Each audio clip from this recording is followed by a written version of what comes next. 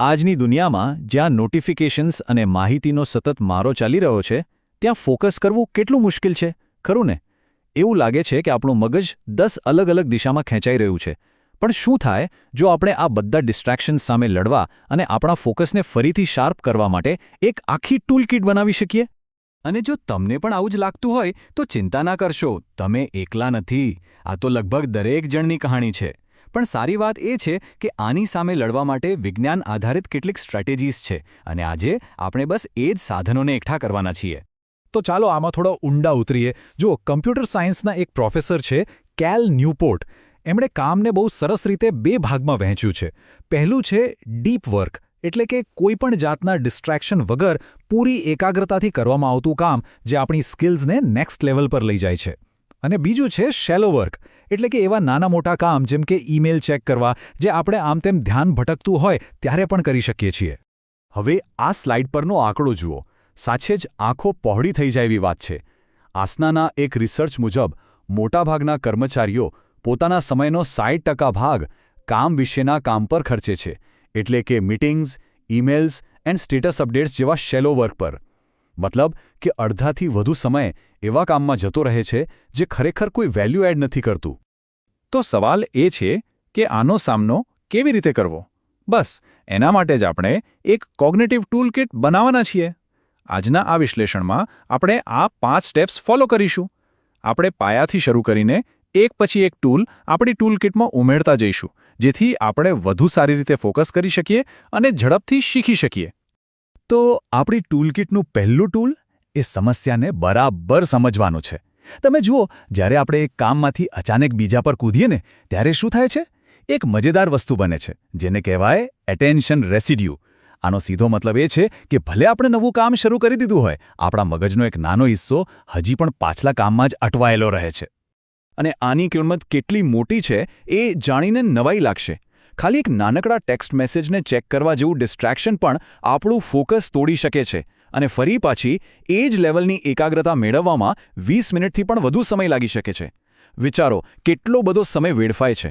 આ જ કારણ છે કે એક ધારું ડિસ્ટ્રેક્શન ફ્રી કામ કરવું આટલું કિંમતી છે. ચાલો હવે આપણી ટૂલકિટમાં પાયાના સાધનો ભરીએ. આ એ ફાઉન્ડેશનલ ટૂલ છે જેના પર બીજી બધી ટેકનિક્સ ટકેલી છે. જેમ એક મજબૂત બિલ્ડિંગ માટે મજબૂત પાયો જોઈએ, એમ જ શાર્પ માઇન્ડ માટે આ 3 વસ્તુઓ એકદમ જરૂરી છે. આ 3 પાયા છે: સારી ઊંઘ, સારો ખોરાક અને કસરત. આ ત્રણેય આપણી યાદશક્તિ અને ફોકસ માટે ખૂબ જ જરૂરી છે. શું આપણે જાણીએ છીએ કે પૂરતી ઊંઘ ખરેખર શું કરે છે? એ દિવસ દરમિયાન શીખેલી બધી માહિતીને આપણા મગજમાં કાયમ માટે સેવ કરવાનું કામ કરે છે. એવી જ રીતે હેલ્ધી ડાયટ અને કસરત આપણા મગજને બેસ્ટ પરફોર્મન્સ માટે જરૂરી ફ્યુઅલ અને ઓક્સિજન આપે છે.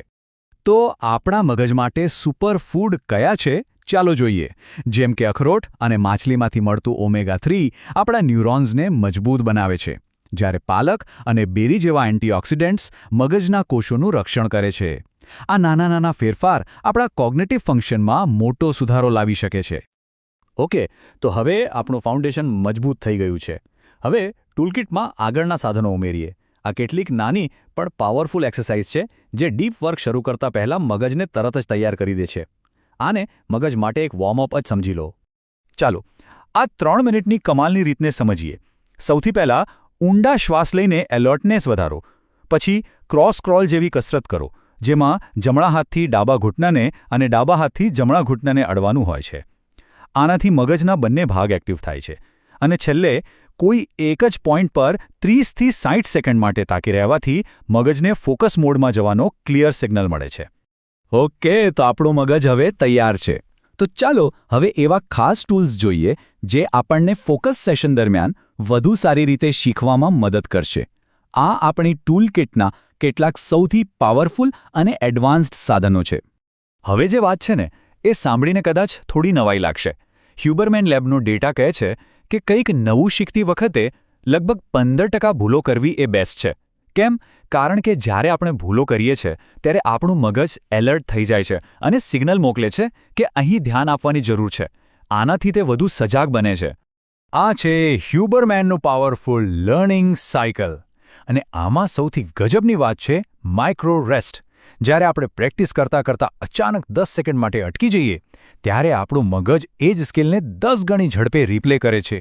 તો આગલી વખતે જ્યારે કંઈક નવું શીખી રહ્યા હો ત્યારે દર થોડી મિનિટે ખાલી 10 સેકન્ડ માટે આંખો બંધ કરી જોજો. પરિણામ જોઈને તમે ચોંકી જશો. આ જ એક વોટ છે ને, એ મોટિવેશન પાછળનો આખું સાયન્સ સમજાવી દે છે. આપણું મગજ એવા રિવોર્ડ્સ માટે વધુ મહેનત કરે છે જે અચાનક મળે, જેનો અંદાજ ના હોય.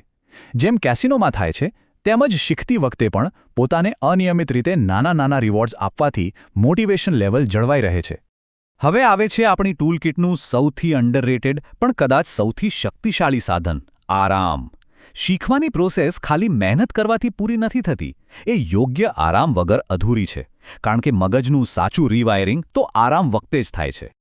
આ વાત મગજમાં બરાબર બેસાડી દેવા જેવી છે. આપણે જે શીખીએ છીએ એ તો માત્ર બીજ વાવવા જેવું છે. એ નવી માહિતીને શોર્ટ ટર્મ મેમરીમાંથી લોંગ ટર્મ મેમરીમાં ટ્રાન્સફર કરવાનું અસલી કામ તો ઊંઘ અને આરામ વખતે જ થાય છે.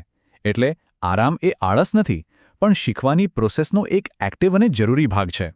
અને આના માટે જ એક જોરદાર ટૂલ છે NSDR, એટલે કે નોન સ્લીપ ડીપ રેસ્ટ. હવે આ શબ્દ થોડો ભારે લાગે છે, પણ એનો સીધો મતલબ છે કે ઊંઘ્યા વગર ઊંડા આરામની સ્થિતિમાં જવું. આ એક પ્રકારની ગાઇડેડ મેડિટેશન જેવું છે, જે ખાસ કરીને મગજને શીખેલી વસ્તુઓ મજબૂત કરવા માટે જ બનાવવામાં આવ્યું છે. તો એકદમ સિમ્પલ નિયમ છે જે આપણે અપનાવી શકીએ. લગભગ 90 મિનિટ સુધી પૂરા ફોકસથી કંઈક શીખો અને પછી એ જ્ઞાનને મગજમાં લોક કરવા માટે 20 મિનિટનો બ્રેક લો. આ બ્રેકમાં NSDR કરો અથવા એક નાની ઝપકી લઈ લો. કામ અને આરામનું આ બેલેન્સ તમને બેસ્ટ પરિણામ આપશે. અને છેલ્લે યાદ રાખજો, આ બધી ટેકનિક ખાલી વધુ કામ કરવા માટે નથી. જેમ કેલ ન્યૂપોર્ટ કહે છે, તે વધુ અર્થપૂર્ણ અને સંતોષકારક જીવન જીવવા માટે છે. જ્યારે આપણે ડિસ્ટ્રેક્શન ઘટાડીને મહત્વના કામ પર ફોકસ કરીએ છીએ, ત્યારે આપણે માત્ર વધુ સારું કામ જ નથી કરતા, પણ વધુ સારું જીવન પણ જીવીએ છીએ. તો સવાલ એ છે કે આપણે આપણા મનને શાર્પ બનાવવા માટે આ ટૂલકિટમાંથી કયું સાધન સૌથી પહેલાં અજમાવીશું?